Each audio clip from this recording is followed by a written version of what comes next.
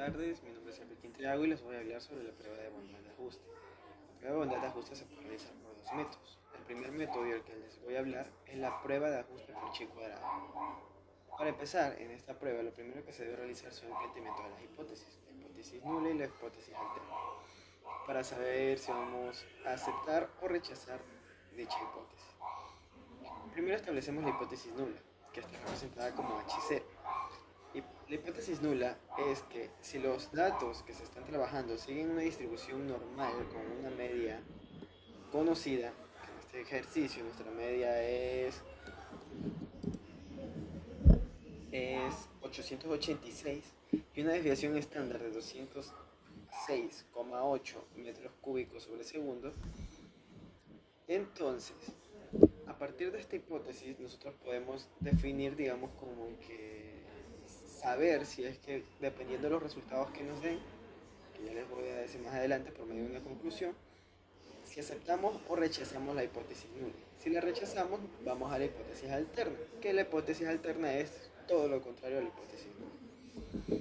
Primero, para empezar a realizar la prueba de ajuste de chi cuadrado, debemos calcular el estadístico de prueba. Dentro de chi cuadrado, entonces, este se calcula definiendo el número de clases que se tienen en los datos y este se encuentra representado por un valor que está aquí, que es i igual a k.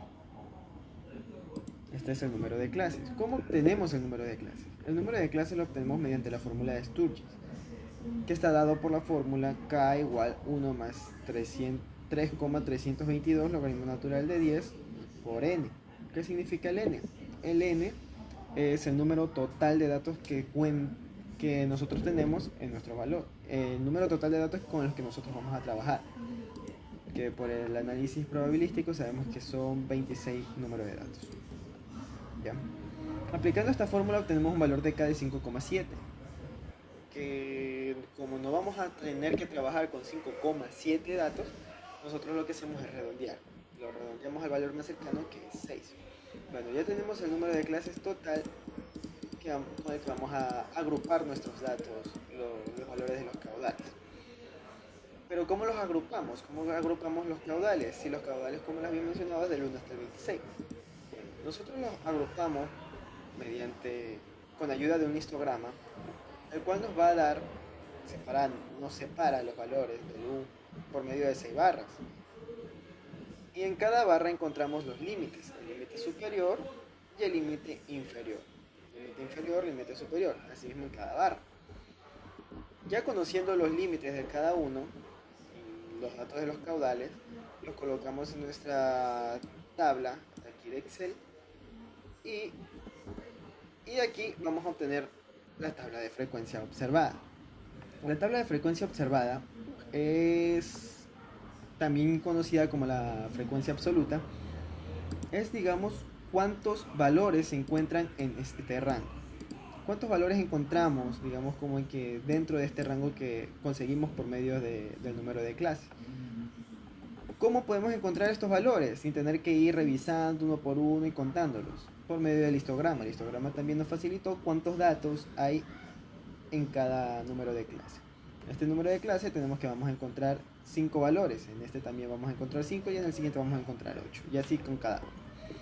Al final, la frecuencia observada nos va a dar el número total de elementos, que es 26.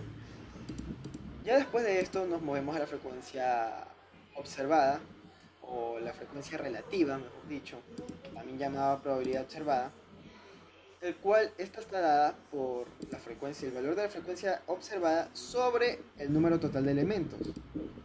Para el primer ejercicio sabemos que vamos a tener, un ejemplo, es 5 sobre 26, el cual nos da 0,19.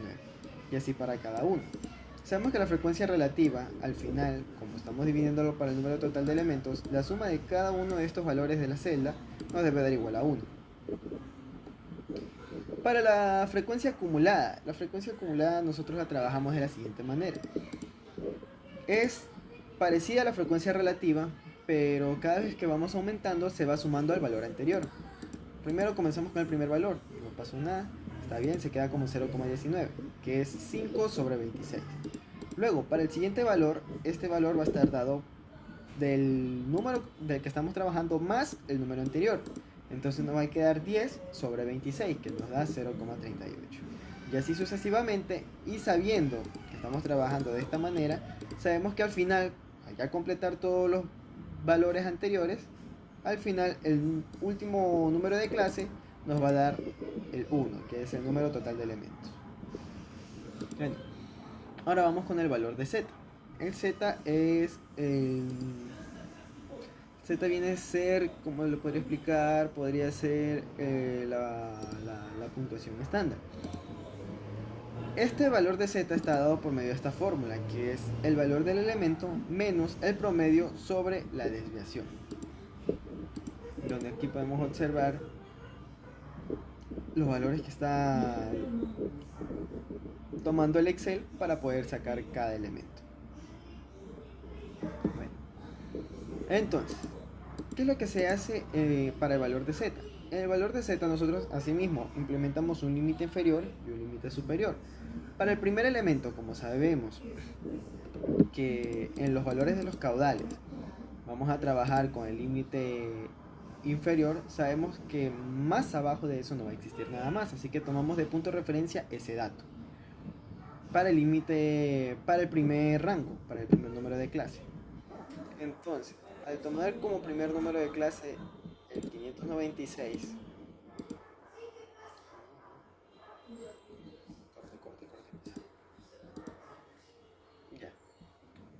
ya conociendo de dónde sacamos los valores de cada uno, entonces para el valor de z sí mismo lo vamos a separar por límite inferior y límite superior, ya que esto va a estar relacionado con los valores del caudal. ¿Por qué en el primer elemento del número de clases tenemos 0,83? Tenemos 0,83, un solo elemento, no un límite inferior y un límite superior, porque vamos a tomar de referencia el límite superior, ya que sabemos que a partir de este límite, a partir de este numerito, para abajo vamos a tener el resto de los caudales. Asimismo para el último elemento. Para el último elemento tomamos el límite inferior porque sabemos que este va a ser el último punto en el cual vamos a obtener los datos de los caudales. Y con respecto al resto de los datos, ahí sí tomamos con respecto a cada valor y cada límite. Inferior, límite superior, límite inferior, límite superior. De aquí nos movemos a la probabilidad observada. Con la probabilidad observada, nosotros hacemos uso de una fórmula, una ecuación ya implementada aquí en Excel, que es esta de aquí, la cual nos va a facilitar y agilizar el procedimiento del andar sacando por cada número. Asimismo, ¿cuál es el argumento para aplicar en esta fórmula? Va a ser el valor que obtuvimos en z. Y así con cada uno conseguimos la probabilidad observada. Para la probabilidad esperada, que también conocemos que se va a trabajar como una frecuencia relativa, aplicamos para cada elemento, sabemos que vamos a conseguir a partir de aquí, con respecto a la probabilidad observada, el primer elemento lo vamos a ubicar tal cual como estaba en el anterior. Para el segundo elemento, ¿qué hacemos? Aplicamos la resta del límite superior menos el límite inferior. Nos va a dar 0,21. Y así con cada uno hasta llegar al final. Al llegar al final, aquí tenemos algo especial. Como no sabemos cuál va a ser el valor final que vamos a obtener de la probabilidad esperada, lo que sí sabemos es que como es una frecuencia relativa, al final la suma me debe dar igual a 1. Lo que aplicamos al final de la frecuencia relativa es 1 menos el valor final de la probabilidad observada. O también lo que podríamos hacer, que es digamos como que la resta final de cada elemento de estos menos el 1, que nos da el total que nos da el último número de clases de la probabilidad esperada. Ya con la probabilidad esperada junto a la probabilidad observada, ya podemos determinar el estadístico de prueba. El estadístico de prueba lo vamos a determinar por medio de esta fórmula, el cual Fs va a ser la probabilidad observada, P va a ser la probabilidad esperada y N va a ser el número total de elementos. Donde nosotros aplicamos esta fórmula con cada dato obtenido en la probabilidad observada y la probabilidad esperada, ya al final sumamos cada uno de estos elementos. que nos va a dar el estadístico de prueba final, con el que vamos a utilizar de referencia para poder saber si aceptamos o rechazamos la hipótesis nula. Y esto es mediante un valor crítico que vamos a obtener mediante la distribución de chi cuadrado. Para sacar este valor crítico, vamos a movernos a esta parte de la tabla, en donde lo primero que vamos a necesitar para sacar el valor crítico es el nivel de significancia. El nivel de significancia es un valor, digamos, que nosotros determinamos, que vamos a utilizar más o menos para saber cuánto es el mínimo valor que nosotros vamos a querer obtener. Vamos a necesitar los grados de libertad. ¿Cómo obtenemos los grados de libertad? Los grados de libertad los conseguimos con el número de clases, que va a ser m, menos p, que va a ser el número de variables dentro de la hipótesis, menos 1. Vamos a ver aquí. Entonces, el número de clases ya lo hemos conseguido anteriormente con el número de Sturgeon. Y el número de variables vamos a saber que van a ser 2, ya que fueron los números de variables que planteamos en la hipótesis nula, que son la media y la desviación estándar. Entonces, 6 menos 2 y menos 1 nos va a dar un número de 3 grados de libertad. Con el número de 3 grados de libertad y el nivel de significancia nos podemos mover a una tabla que nos dan los valores que se pueden obtener por medio de la distribución de chi cuadrado, donde el valor del grado de libertad, que va a ser el 3, y los grados de significancia, que van a ser 5% o 0,05, sabemos que el valor crítico va a ser 7.81. Con este valor crítico la comparamos con lo que obtuvimos en el estadístico de prueba, y debido a que el estadístico de prueba no supera el valor crítico, entonces nosotros aceptamos la hipótesis nula con un valor de 5% de nivel de significancia. Entonces, al aceptar la hipótesis nula, la hipótesis alterna ya no la tomaremos en cuenta. Gracias. Buenas, ahora les voy a hablar sobre la prueba de ajuste de Kolmorov o de Smirnov. Esta prueba de ajuste tiene un cierto parecido con la prueba de chi cuadrado, el cual es que vamos a necesitar un planteamiento de hipótesis, la hipótesis nula y la hipótesis alterna, que con esto vamos a definir si es que digamos los valores del caudal siguen una distribución normal. Ya. Por medio de la prueba de ajuste de Kolmorov, sabemos que vamos a necesitar los datos que ya obtuvimos anteriormente en el análisis probabilístico. ¿Por qué? Porque vamos a necesitar la probabilidad teórica de Heysen y la probabilidad real acumulada, que eso lo podemos obtener en el análisis probabilístico, que obtuvimos en la primera hoja de cálculo. La probabilidad de Heysen y la probabilidad real acumulada. Bien. Estos valores los llevamos para la probabilidad de ajuste de Kolmorov o Smirnov. ¿Para qué? Este es un ajuste, digamos, como que una prueba de ajuste más rápido, más fácil, el cual, ¿qué es lo que hacemos con la probabilidad teórica y la probabilidad real acumulada? Obtenemos la diferencia absoluta que hay entre ellas. Restamos estos valores y nos van a dar un valor que nosotros vamos solo a necesitar la diferencia más alta, la diferencia máxima.